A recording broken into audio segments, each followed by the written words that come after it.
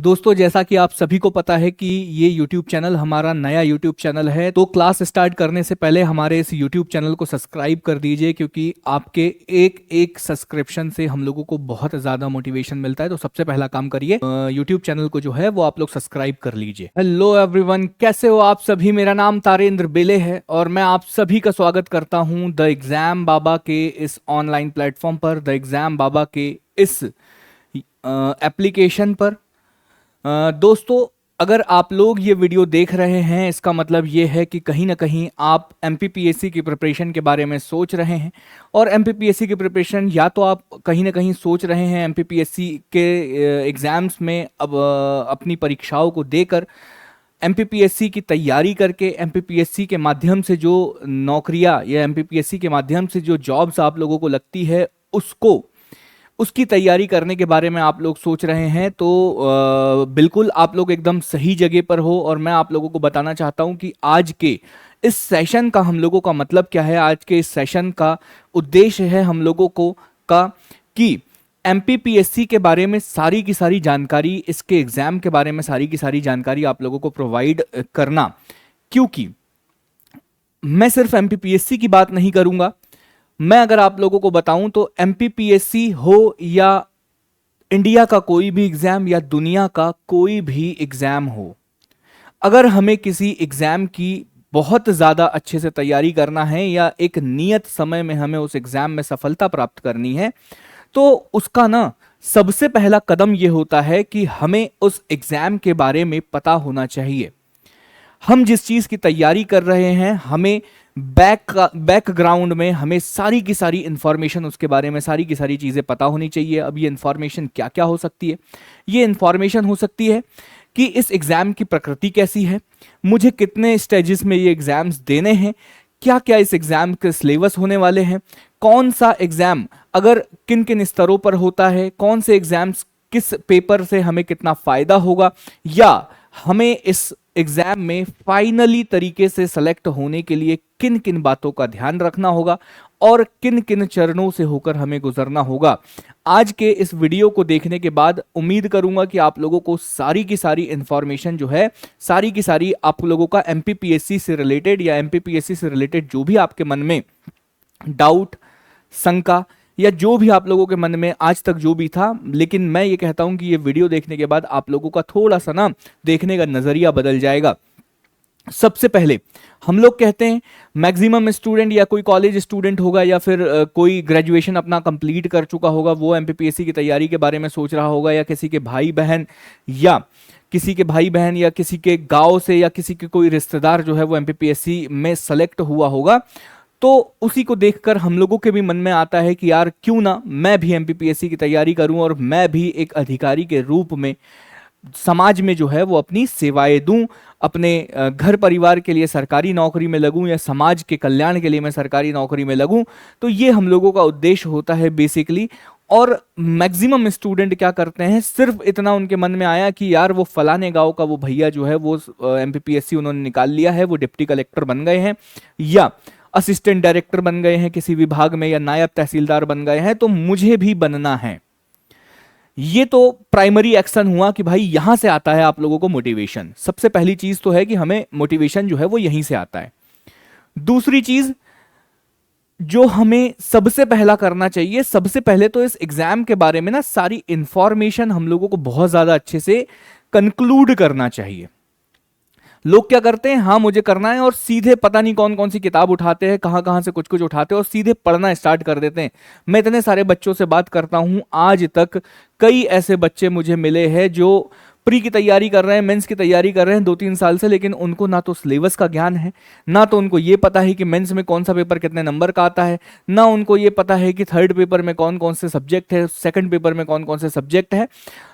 और ऐसे स्थिति में ना मुझे लगता है कि यार जब आपको उस एग्जाम के बारे में पता ही नहीं है तो आप उस एग्जाम की तैयारी कैसे कर रहे हो। तो अगर आप लोग एमपीपीएससी के एग्जाम की तैयारी के बारे में सोच रहे हैं और आप लोग चाह रहे हैं कि आप एमपीपीएससी की तैयारी एक बेहतर तरीके से करें और एकदम निश्चित समय में हम इस एग्जाम को क्रैक क्रैक करके हम इस एग्जाम्स के तहत जो है वो सेलेक्ट हो जाए। तो सबसे पहला कदम आप लोगों का जो होना चाहिए वो कदम होना चाहिए कि इस एग्जाम के की जितनी भी बारीकियां है, इस एग्जाम का पैटर्न क्या है, इस एग्जाम्स की प्रकृति क्या है, कितने चरणों में ये एग्जाम लेता है, इसका सिलेबस क्या है, किस स्तर में किस तरह का कंपटीशन इस एग्जाम में होने वाला है, सारी तरह की जानकारी हमें होना चाहिए। यहां तक की चीजें आप लोगों को क्लियर हुई? अगर यहां तक की चीजें क्लियर हुई तो यहां से हम ना आज का एक सेशन स्टार्ट करेंगे। अब आप लोगों को मैं ये बताना चाह रहा हूं कि सबसे पहला वीडियो आप लोगों को यही देखना चाहिए और सबसे पहला कदम आपकी तैयारी में यही होना चाहिए। इसका रीजन यही है कि सबसे पहले आप लोगों को एमपीपीएससी के बारे में पता होना चाहिए। तो सबसे पहले एमपीपीएससी क्या है? तो एमपीपीएससी दोस्तों मध्य प्रदेश लोक सेवा आयोग, या मैं कहूं कि Madhya Pradesh public service commission, एक प्रकार की एक बॉडी है, एक कॉन्स्टिट्यूशनल बॉडी है, संविधान में इसका उल्लेख किया गया है। और कॉन्स्टिट्यूशनल बॉडी है तो इसका काम क्या है? इसका काम क्या है? मध्य प्रदेश राज्य के अंतर्गत श्रेणी बी और श्रेणी सी के तहत जितने भी अधिकारियों की नियुक्ति की जानी है, या जितनी भी सरकारी नौकरियों में अधिकारी बी, श्रेणी बी और श्रेणी सी के लिए अभ्यर्थियों का चयन करना, उसके लिए परीक्षाओं का आयोजन कराना, उसके लिए सारी की सारी जो भी व्यवस्थाएं होती है, सारे के सारे स्तरों को परीक्षाओं का आयोजन करा के अभ्यर्थियों का चयन करने का काम जो है वो किसका है? एमपीपीएससी का। तो एमपीपीएससी में जब भी बोलूं तो इसका मतलब आप ये मत समझिएगा कि केवल और केवल हम लोग सिविल सर्विसेज की बात कर रहे हैं। ठीक है, यहां हम लोग सिविल सर्विसेज के ही पैटर्न को डिस्कस करेंगे, लेकिन एमपीपीएससी के बारे में जब भी मैं बात करूंगा तो इसका यह मतलब नहीं है कि हम सिर्फ सिविल सर्विसेज की बात कर रहे हैं। हम लोग फॉरेस्ट सर्विसेज की भी बात कर रहे हैं, हम लोग असिस्टेंट प्रोफेसर की भी बात कर रहे हैं, हम लोग एमपीपीएससी के तहत आयोजित होने वाली तमाम परीक्षाओं की बात कर रहे हैं। मतलब एमपीपीएससी जो है वो एक छतरी है और उसके अंतर्गत बहुत सारे एग्जाम्स जो है वो कंडक्ट होते हैं अलग अलग डिपार्टमेंट के। ठीक है, ये श्रेणी बी और श्रेणी सी के अधिकारियों को चयनित करता है या उनके आवेदन उसके लिए परीक्षाओं का आयोजन करता है। यहां तक चीजें समझ में आई? मतलब आप लोगों का एक क्वेश्चन यहां पे क्लियर हो गया होगा कि सर अगर हम लोग एमपीपीएससी की परीक्षा देते हैं तो हम लोग या तो श्रेणी बी के अधिकारी बनेंगे या तो श्रेणी सी के अधिकारी बनेंगे। तो एकदम सही है कि आप लोग श्रेणी बी और श्रेणी सी के अधिकारी बनेंगे। जो ए ग्रेड के ऑफिसर्स होते हैं वो आप लोगों को पता है कि यूपीएससी के तहत ए ग्रेड के ऑफिसर्स को चयनित करने के लिए या उनको सेलेक्ट करने के लिए जो है वो UPSC, union public service commission जो है वो उन परीक्षाओं का आयोजन करता है। तो यहाँ इस वीडियो में हम लोग समझने वाले हैं कि एमपीपीएससी परीक्षा का पैटर्न क्या है, एमपीपीएससी किस तरह से सिविल सर्विसेज एग्जामिनेशंस की परीक्षाओं का आयोजन करता है, उसका स्वरूप क्या है, उसका नेचर क्या है, उसकी प्रकृति क्या है, तमाम चीजों के बारे में मैं आप लोगों को यहां पर बहुत ज्यादा डिटेल में सारी की सारी चीजें यहां पर समझाने वाला हूं। ठीक है, सबसे पहले तो मैं आप लोगों को बता देना चाहता हूं भाई कि एमपीपीएससी जो है वो अपनी परीक्षाओं को, हम लोग अब यहां पर ना सिविल सर्विसेज की बात कर रहे हैं तो सिविल सर्विसेज के बारे में कहा जाता है कि एमपीपीएससी जो है ना दोस्तों, वो देखो यहां पर लोक सेवा आयोग विभिन्न प्रशासनिक पदों की के लिए परीक्षाओं का आयोजन कराता है। यही चीज मैंने आप लोगों को अभी यहां पर बताई कि क्या करता है भाई, प्रशासनिक पदों के लिए जितने भी प्रशासनिक पद है या एडमिनिस्ट्रेटिव पोस्ट, एडमिनिस्ट्रेशन करने वाली जितनी भी पोस्ट है या जिन्हें हम कहते हैं एडमिनिस्ट्रेटिव पोस्ट, इन पोस्ट के लिए परीक्षाओं का आयोजन कराती है। क्या कराती है? परीक्षाओं का आयोजन कराती है श्रेणी बी और श्रेणी सी, श्रेणी बी एवं सी। ठीक है, श्रेणी बी एवं सी श्रेणी के लिए जो है वो परीक्षाओं का आयोजन कराती है। अब देखो हम यहां पर सिविल सेवा, या मैं कहूं कि राज्य सिविल सेवा या राज्य सिविल सेवा की यहां पर हम लोग बात कर रहे हैं। तो सिविल सेवा जो है ना, या मैं कहूं कि मध्य प्रदेश लोक सेवा आयोग के तहत आयोजित होने वाली जो सिविल सेवा है ये 3 चरणों में होती है। कितने चरणों में होती है? सबसे पहले तो आपके दिमाग में ये बिठाना है कि भाई ये 3 चरणों में होती है और ये 3 चरणों में होती है। और ये 3 चरण कौन कौन से हैं? 3 चरण या 3 स्टेज जो है ना, हाँ 3 स्टेज कौन कौन सी है? तो ये 3 स्टेज है दोस्तों। सबसे पहले आप लोगों का होगा प्रिलिमिनरी एग्जामिनेशन, या मैं कहूं कि प्रारंभिक परीक्षा या प्रीलिम्स एग्जाम्स हम इसे कहते हैं। प्रीलिम्स एग्जाम सबसे पहले प्रीलिम्स होगा। अगर आप लोग प्रीलिम्स क्वालिफाई करते हो या प्रीलिम्स आप लोग निकालते हो या प्रीलिम्स में आप लोग अगर पास होते हो, तब आप लोगों को मेन परीक्षा या हम कहते हैं मुख्य परीक्षा में बैठने का मौका दिया जाएगा। जब आप लोग मुख्य परीक्षा को सफल पूर्वक जो है मुख्य परीक्षा को पास करते हो तो मुख्य परीक्षा को पास करने के बाद आप लोगों को इंटरव्यू के लिए बुलाया जाएगा। सर ये कौन सी नई बात है, ये तो हम लोग बचपन से हमने जिन भैया से बात करी है, जिनका सिलेक्शन हुआ था, उन भैया ने भी हमको बता दिया था कि भाई सबसे पहले तो आप लोगों का प्री होगा, प्री होने के बाद आप लोगों का मेंस होगा और मेंस होने के बाद आप लोगों का इंटरव्यू होगा। ठीक है, सारी की सारी चीजें, मतलब हमें यह समझ में आया कि एमपीपीएससी में सिविल सर्विसेज की तैयारी अगर हमें करना है तो हमें 3 स्टेजेस से गुजरना होगा। सबसे पहले हमें प्रीलिम्स एग्जाम्स को पास करना होगा, फिर हमें मेंस एग्जाम को पास करना होगा और फिर हमें इंटरव्यू को भी पास करना होगा। इंटरव्यू में मेंस निकाल लिया, इसका मतलब ये नहीं कि आपका सिलेक्शन हो गया, इंटरव्यू को भी आप लोगों को अच्छे नंबरों से पास करना होगा। इसके बाद आप लोग जो है वो सिलेक्टेड लिस्ट में आओगे, उसमें आप लोगों को कोई ना कोई पद मिलेगा और आप लोग जो है वो एमपीपीएससी में सेलेक्ट कहलाओगे। यहां पर किसी भी स्टेज में अगर एक बार भी फेल हुए तो आप वापस प्रीलिम्स दोगे। मतलब आप समझ रहे हो, ऐसा नहीं कि एक बार प्रीलिम्स निकल गया तो हर बार मेंस लिखोगे, ऐसा नहीं है। प्रीलिम्स निकला, मेंस में बैठे, मेंस नहीं निकला तो वापस अगले साल का प्रीलिम्स दो। प्रीलिम्स निकला, दूसरी बार में हम लोगों ने मेंस भी निकाल लिया, मेंस निकालने के बाद अगर इंटरव्यू में फेल हुए तो वापस फिर प्रीलिम्स से आना पड़ेगा। तो इसकी जर्नी जो है ना वो इसी तरीके की है कि इसका नेचर जो है कि भाई एक बार में तीनों की तीनों स्टेजेस जो है वो आप लोगों को पास करनी पड़ेगी और एक बार में अगर तीनों स्टेजेस अगर आप लोगों ने पास नहीं करी तो थोड़ी सी समस्या हो जाएगी। तो सबसे पहली चीज तो ये है। अब देखो, सबसे पहले हम लोग यहां पर देखेंगे प्रीलिम्स एग्जाम्स के बारे में। यहां पर देख लेते हैं कि सर प्रीलिम्स एग्जाम क्या है, प्रीलिम्स में क्या क्या चीजें हमारे पास आती है। तो सबसे पहले इसको कहा जाता है कि भाई ये सिर्फ और सिर्फ स्क्रीनिंग टेस्ट है। स्क्रीनिंग टेस्ट है, कोई भी नेगेटिव मार्किंग इसमें नहीं होती है। नेगेटिव मार्किंग, सबसे पहली चीज आप लोगों के मन में रहता है कि यार सर प्रीलिम्स में नेगेटिव मार्किंग है क्या, तो एमपीपीएससी के प्रीलिम्स में नेगेटिव मार्किंग नहीं है, नेगेटिव मार्किंग नहीं है। अब देखो, जो प्रीलिम्स एग्जाम है या प्रीलिम्स एग्जाम है, इसमें ना 2 पेपर होते हैं सेम डे। जैसे अभी अगर मैं बताऊं कि इसमें ना प्रीलिम्स में 2 पेपर होते हैं सेम डे, मतलब एक ही दिन होते हैं दोनों के दोनों, ये दोनों एक ही दिन होंगे, एक ही दिन कंडक्ट किया जाएगा इनको। और टाइमिंग क्या होती है, पहला वाला जो पेपर होता है वो कब होता है, 10 से 12, हाँ 10 से 12। और दूसरा पेपर जो होता है ना दोस्तों, हाँ 10 से 12, और जो दूसरा वाला पेपर होता है वो कब होता है, तो 2:15 से 2:15 से 4:15 तक, 2:15 से 4:15 तक सेम डे, किसी न किसी दिन रविवार के दिन होता है ये एग्जाम। ठीक है, रविवार, कोई भी रविवार, किसी भी मंथ के कोई भी रविवार को हो सकता है, तो संडे के दिन ये एग्जाम होता है। और क्या होता है इसमें प्रीलिम्स एग्जाम में, अब आप समझो यहां पर स्क्रीनिंग टेस्ट है, मतलब इसका मतलब है कि इसका सिलेक्शन में आप लोगों का योगदान सिर्फ इतना है कि आप लोगों ने एक बार प्रीलिम्स निकाल दिया तो आप मेंस के लिए एप्लीकेबल हो जाओगे, आप मेंस लिख पाओगे। इसके अलावा प्रीलिम्स का कोई भी योगदान नहीं है आपके सिलेक्शन में। तो प्रीलिम्स का कितना योगदान है, प्रीलिम्स हमारे लिए एक सीढ़ी है मेंस तक पहुंचने की। अगर हम मेंस तक पहुंच गए, इसके बाद हमारे सिलेक्शन में कभी भी प्रीलिम्स का कोई भी अंक नहीं जोड़ा जाएगा। हमारे लिए ये सिर्फ इतनी ही मदद कर रहा है कि वो हमें मेंस तक पहुंचा रहा है, हमारी पहली सीढ़ी बन रहा है। हमारे लिए पहली सीढ़ी कौन बन रहा है, प्रीलिम्स बन रहा है। अब देखो, इसमें ना 2 पेपर होते हैं। एक पेपर को बोला जाता है सामान्य अध्ययन पेपर या जनरल स्टडीज का पेपर, पेपर 1, और दूसरे पेपर को बोला जाता है जनरल एप्टीट्यूड टेस्ट, या कई भाषा में इसे सीसेट के नाम से जाना जाता है। तो दोनों में क्या होता है भाई, कितने कितने क्वेश्चंस होते हैं, इसमें भी 100 क्वेश्चन आते हैं, 100 प्रश्न, इसमें भी 100 प्रश्न आते हैं, और सीसेट में भी जो है दोस्तों वो 100 प्रश्न आते हैं।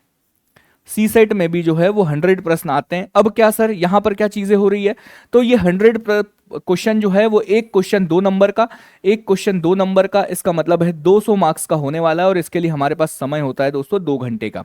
यहां पर भी 100 क्वेश्चन जो है वो 2 मार्क्स के होते हैं, हर क्वेश्चन 2 नंबर का होता है, और 200 नंबर का पूर्णांक है, 200 नंबर का पूर्णांक है, और इसके लिए भी हमारे पास 2 घंटे का समय होता है।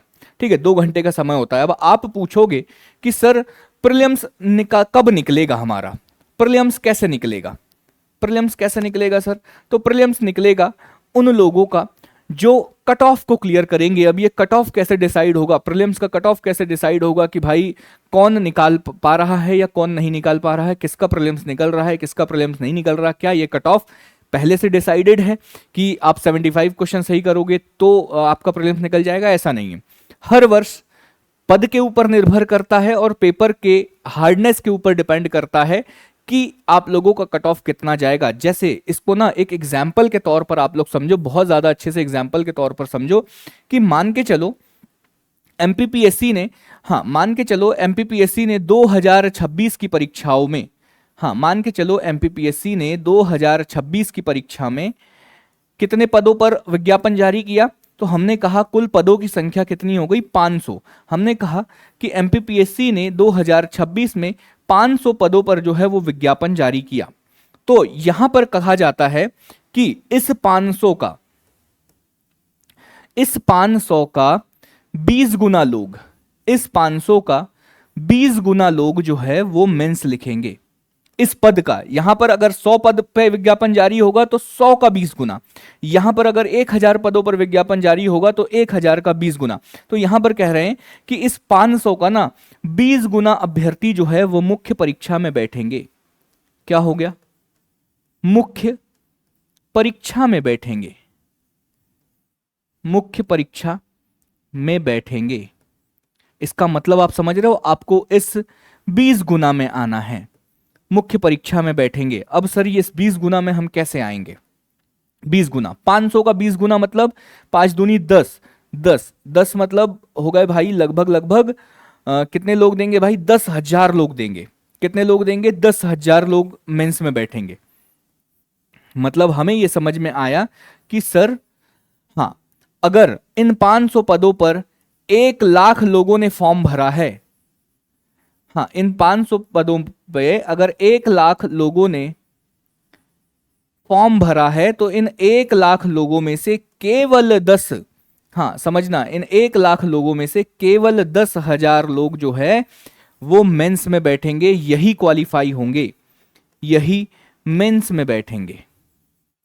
सर 90,000 क्या करेंगे? 90,000 जाकर वापस क्या करेंगे दोस्तों? प्री की तैयारी करेंगे। अब आप लोग डिसाइड करना कि आप लोगों को इन 90,000 में शामिल होना है या इन 10,000। अगर इन 10,000 में शामिल हो जाओगे तो आप लोग क्या कर दोगे? इन 10,000 में शामिल होगे तो आप मुख्य परीक्षा में बैठोगे इस 500 पदों के हिसाब से। अब ये कैसे डिसाइड होगा सर? मान के चलो 1 लाख लोगों ने पेपर दिया, 1 लाख लोगों ने अगर पेपर दिया तो उन 1 लाख लोगों में से जो सबसे ज्यादा स्कोर करने वाले 10,000 विद्यार्थी होंगे, जो सबसे ज्यादा स्कोर करने वाले 10,000 विद्यार्थी होंगे, उन विद्यार्थियों को मुख्य परीक्षा में बिठाया जाएगा। अब देखो इसमें आरक्षण अलग अलग लग जाएगा, वर्टिकल और हॉरिजेंटल आरक्षण जो है वो इसमें लग जाएंगे सारे के सारे, लेकिन मैं आपको एक मोटे मोटे तौर पर बता रहा हूं कि इन 1 लाख बच्चों में से वे बच्चे जो सबसे ज्यादा स्कोर करेंगे, वैसे 10,000 बच्चों को मुख्य परीक्षा के लिए बुलाया जाएगा। बाकी बच्चों को बोला जाएगा कि भाई आप लोग क्या करो, आप लोग जाओ वापस प्रीलिम्स की तैयारी करो। ये चीज समझ में आई? मतलब प्रीलिम्स में पद का 20 गुना लोगों को मुख्य परीक्षा देने के लिए जो है वो बुलाया जाएगा। मतलब 20 गुना लोग ही प्रीलिम्स से मेंस की तरफ क्वालिफाई होंगे। अब देखो यहां पर पेपर 1, ये कट ऑफ किस से जारी होता है? ये पूरा का पूरा कट ऑफ जो है ना, ये पेपर 1 से डिसाइड होता है। ये पूरा का पूरा कट ऑफ जो है वो पेपर 1 में जो जितना ज्यादा स्कोर करेगा उस बच्चे को मेंस में उसका स्कोर जो है वो यहीं से देखा जाएगा कि जो जितना ज्यादा इस स्कोर पेपर 1 में स्कोर करेगा, इसका कट ऑफ जो है वो पेपर 1 से ही जारी किया जाता है। सर पेपर 2 का क्या रोल है? पेपर 2 का रोल जो है वो only and only qualifying nature का है। क्वालिफाइंग नेचर का है मतलब सिर्फ और सिर्फ आप लोगों को 35 प्रश्न जो है वो सही करने होंगे। अगर आप 35 से 40 प्रश्न सही करते हैं तब जाके आपकी पहले पेपर की कॉपी चेक करी जाएगी। इसके नंबर कभी भी कट ऑफ में नहीं जोड़े जाते हैं। इसको सिर्फ आप लोगों को क्वालिफाई करना होता है और बहुत आसान होता है। बहुत आसानी तरीके से आप लोग 60, 70, 80 नंबर जो है वो इसमें गेन कर सकते हो। तो ये सिर्फ क्वालिफाइंग नेचर का ही है। मतलब सर अगर मान के चलो मैंने पेपर 1 में 90 प्रश्न सही कर दिए और मैं पेपर 2 में जो है मैंने अटेंड ही नहीं किया, मैंने पेपर 2 देने ही नहीं गया क्योंकि मुझे पता था कि कट ऑफ में ये जो है वो जुड़ता नहीं है, या मैंने पेपर 2 में सिर्फ 20 प्रश्न सही किए, तो क्या मेरा सिलेक्शन होगा? तो बिल्कुल नहीं होगा। याद रखना क्यों, क्योंकि क्वालिफाइंग नेचर है, इसको क्वालिफाई करोगे, यहां पर 40 प्रश्न 35 प्रश्न 40 प्रश्न अगर आप सही करोगे तब जाके ही आपकी पहली वाली ओएमआर जो है वो चेक होगी, पहली वाली ओएमआर चेक होगी। ये सारी चीजें समझ में आई। ये पूरा का पूरा एग्जाम जो है दोस्तों वो ऑफलाइन होता है, याद रखना, कंप्यूटर बेस्ड नहीं है, ऑफलाइन है, प्रॉपर आप लोगों को ओएमआर भरना पड़ता है। ये चीजें आप लोग यहां पर समझना। हाँ, सारी की सारी ओएमआर की पीडीएफ वगैरह भी मैंने टेलीग्राम चैनल पर डाल दिया, आप लोग टेलीग्राम चैनल ज्वाइन कर सकते हो द एग्जाम बाबा का। तो ये सारी चीजें यहां पर हो गई। अब चलो सर, हम लोग मान के चलो उन 10,000 लोगों में आ गए, मान के चलो हम उन 10,000 लोगों में आ गए, ये 10,000 लोग जो है वो हमारे मेंस देने के लिए आ गए। अब इनके सामने कौन कौन सी चुनौतियां आएगी, इनके सामने कौन कौन सी चुनौतियां आएगी, तो इनके सामने चुनौतियां आएगी दोस्तों 6। जैसे आप लोग 12वीं में एग्जाम देते हो, 10वीं या 12वीं में आप लोग देखते होंगे कि आप लोग 6 दिन कंटिन्यू जाकर पेपर देते हो, सेम 6 दिन जो है ना वो मेंस के पेपर होते हैं कंटिन्यू, लगातार 6 दिन तक आप लोगों को 6 पेपर देने होते हैं। और ये 6 पेपर कौन कौन से होते हैं, जिन्हें हम लोग कहते हैं paper 1, paper 2, paper 3, paper 4, paper 5 और पेपर 6। क्या क्या सब्जेक्ट होते हैं सर इसमें, क्या क्या सब्जेक्ट होते हैं। पहले वाले पेपर को बोला जाता है general studies, general studies paper 1, इसको पहले पेपर को क्या कहा जाता है, सामान्य अध्ययन पेपर 1। और इस सामान्य अध्ययन पेपर 1 में 2 पार्ट होते हैं, पार्ट ए, मतलब पार्ट ए की कॉपी आप लोगों को अलग मिलेगी और पार्ट बी की कॉपी आप लोगों को अलग मिलेगी। पार्ट ए जो है ना दोस्तों वो 150 नंबर का होगा और पार्ट बी जो है वो भी 150 नंबर का होगा, वो भी 150 नंबर का होगा। तो दोनों मिलाकर टोटल कितने हो जाते हैं, 300 नंबर हो जाते हैं। ठीक है सर, क्या होगा पार्ट ए में, पार्ट ए में क्या होगा दोस्तों, पार्ट ए में है हिस्ट्री और पार्ट बी में है जियोग्राफी। अभी सिलेबस का डिस्कशन मैं आप लोगों से करूंगा, उसमें भी मैं आप लोगों को सारी की सारी चीजें बता दूंगा। वैसे ही जनरल स्टडीज पेपर 2 जो है वो 300 नंबर का होता है, ये भी पार्ट ए और पार्ट बी में वर्णित किया गया है। पार्ट ए जो है वो 150 नंबरों का है, 150 नंबरों का है, और पार्ट बी जो है ये भी 150 नंबरों का है। दोनों मिलकर 300 नंबर बनते हैं और दोनों के लिए समय कितना है, 3 घंटे का। दोनों के लिए समय कितना है, 3 घंटे का। मतलब पार्ट ए के लिए 1.5 घंटा और पार्ट बी के लिए 1.5 घंटा। ऐसा नहीं है कि आप लोगों को अलग अलग 1.5 घंटे स्टार्ट होंगे, एक साथ आप लोगों को दोनों कॉपी प्रोवाइड कर दी जाएगी और आप लोगों को बोलेगा ये 3 घंटे, इन 3 घंटों में दोनों कॉपियों को भर दो। ठीक है, तो 1.5 घंटा जो है वो इनके लिए है। जनरल स्टडीज इसमें क्या क्या है, इसमें है सर पहले में पॉलिटी है, दूसरे में समाजशास्त्र है, तीसरे पेपर में जो है वो अर्थव्यवस्था और साइंस है, इसमें भी पार्ट ए और इसमें भी पार्ट बी बनता है। ठीक है, इसमें भी पार्ट ए पार्ट बी, ये भी 150 नंबर का और ये भी 150 नंबर का। ठीक है, ये भी 150 नंबर का, सेम 3 घंटे का समय है। जनरल स्टडीज पेपर 4, इसमें आती है आप लोगों की पार्ट ए और पार्ट बी। पार्ट ए में है एथिक्स, ये भी 150 नंबर का, और पार्ट बी में है एंटरप्रेन्योरशिप, ये भी 150 नंबर का। तो आप लोगों को सब मिलाकर ये जो है ये भी 300 नंबर का आप लोगों से बनेगा और इसके लिए भी 3 घंटे का समय मिलता है। मतलब सर 4 पेपर ये हो गए। फिर 5वां पेपर आप लोगों का आता है सामान्य अध्ययन का, जो कि 200 नंबर का होता है और इसके लिए आप लोगों को 2 घंटे का समय दिया गया है। एक ही पेपर होगा, अभी तक पार्ट वाइज चल रहे थे, part A part B part C, ऐसा नहीं होगा। यहां पर जनरल स्टडीज पेपर 5 जो है ना वो केवल एक ही पेपर आएगा, 200 नंबर का आएगा। इसके लिए आपको समय जो है वो 2 घंटे। समझना, यहां पर नंबर 100 कम हो गए और 1 घंटे का समय भी कम हो गया। ऐसे ऐसे और निबंध लेखन, निबंध लेखन और जो पत्र लेखन है ना, ये 100 नंबर का आता है और इस 100 नंबर में, इस 100 नंबर को हल करने के लिए आपके पास समय रहता है 2.5 घंटे का। टोटल नंबर कैलकुलेट कर लो सर, 300, 12, 14 और 15। मतलब हमें यह समझ में आया सर कि मेंस जो है वो हम लोगों को कितने नंबरों का हो रहा है, 1500 नंबरों का हम लोगों का मेंस हो रहा है। 1500 मार्क्स, 1500 मार्क जो है वो हम लोगों का मेंस जो है ये 1500 नंबरों का होगा। और मेंस में हर पेपर के हर पार्ट, आप समझो ये पार्ट मैंने अलग अलग इसलिए लिखा हुआ हूं क्योंकि इन हर पेपर के हर पार्ट, ये ओवरऑल आपके मेंस के नंबर नहीं जोड़े जाएंगे, हर पेपर के हर पार्ट में कम से कम 33% तो आपको लाना पड़ेगा। स्कोर तो आपको बहुत अच्छा करना है, 60 60 70 70 80 80% स्कोर करना है।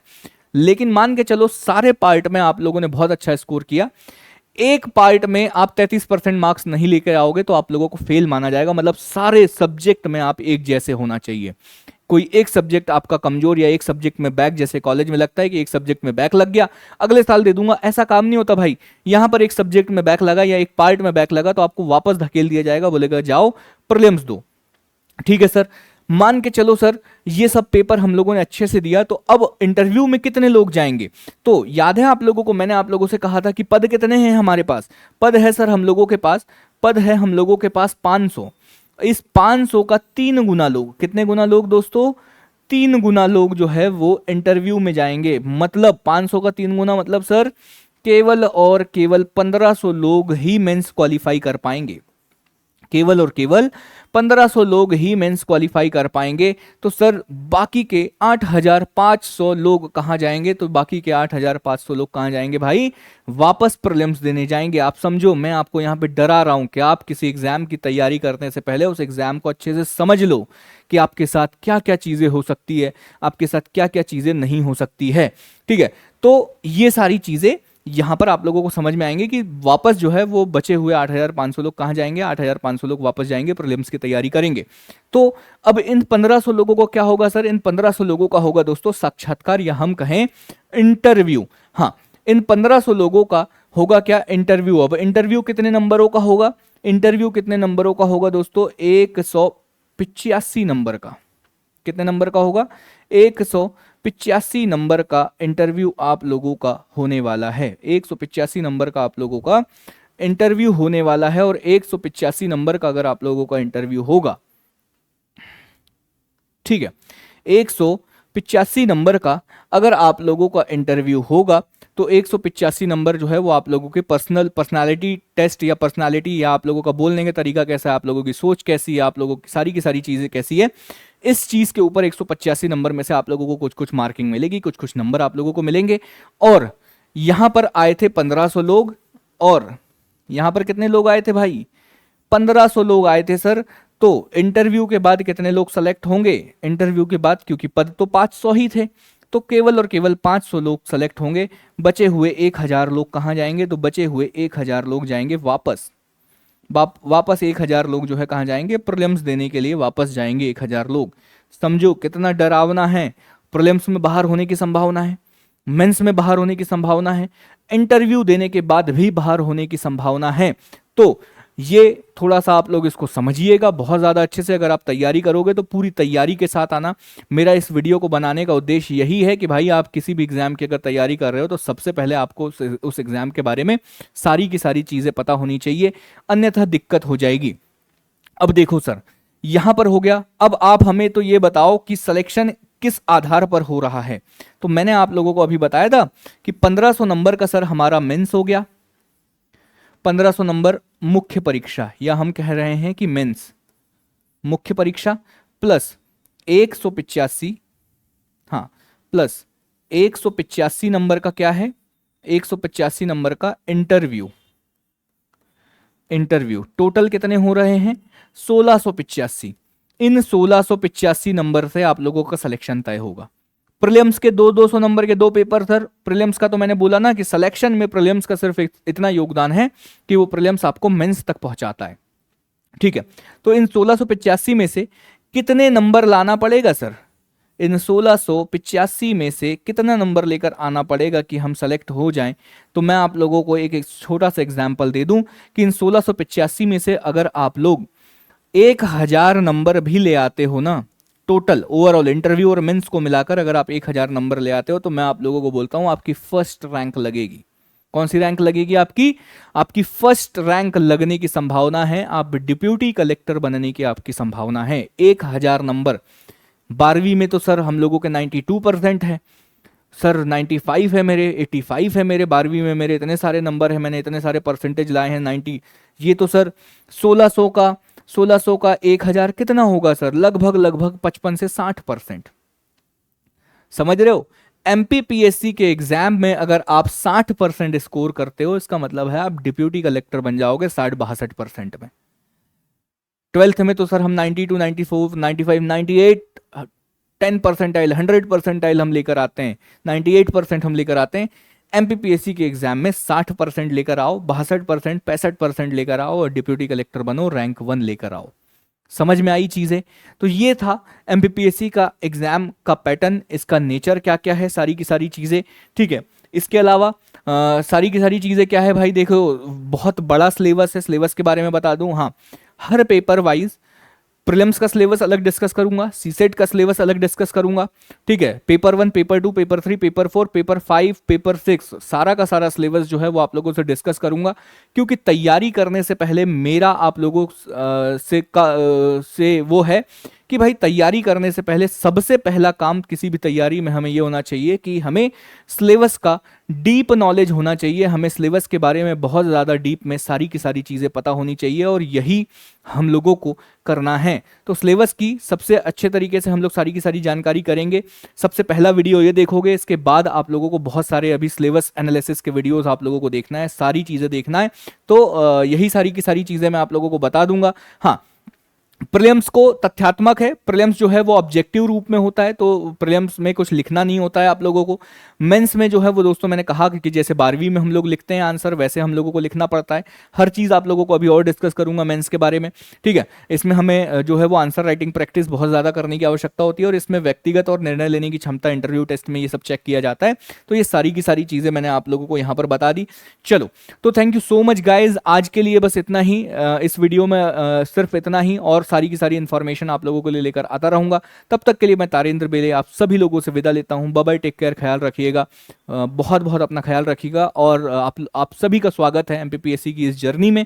फिर मुलाकात करेंगे। बाय बाय, टेक केयर, ख्याल रखिएगा। उम्मीद करता हूं कि ये पूरी की पूरी क्लास आप सभी को बहुत ज्यादा पसंद आई होगी। जाने से पहले बस आप लोगों से एक ही निवेदन करूंगा कि इस यूट्यूब चैनल को सब्सक्राइब कर दीजिए, ताकि ज्यादा से ज्यादा क्लासेस हम आप लोगों के लिए लेकर आए, और आप लोग कोई भी नोटिफिकेशन आप लोग मिस न कर पाए।